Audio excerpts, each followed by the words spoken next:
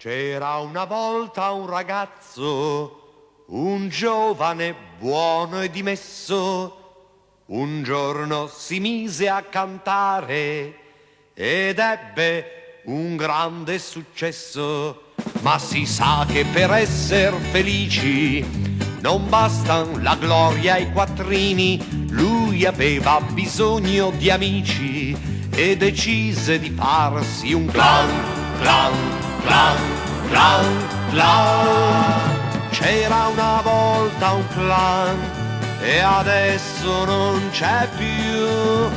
Oggi è finito il clown, vi ricordo come fu. Da posti lontani e vicini, da lui furon presto chiamati nipoti, fratelli e cugini, bisnonne, sorelle e cognati. Poi conobbe un'attrice famosa e lasciò la sua prima ragazza e divenne l'attrice sua sposa e l'altra ragazza del clown, clown, clown, clown, clown. C'era una volta un clown e adesso non c'è più.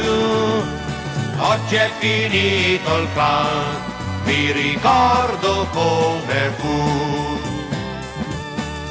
E sembravano tutti contenti, ma già vacillava la cricca. Se ci sono di mezzo i quattrini, l'amicizia non vale una cicca. E comincian così i tradimenti, se ne vanno fuggiaschi i ribelli, se ne vanno anche i luogotenenti e tutti abbandonano il clown, clown, clown, clown, clown. C'era una volta un clown e adesso non c'è più. Oggi è finito il clown, mi ricordo come fu.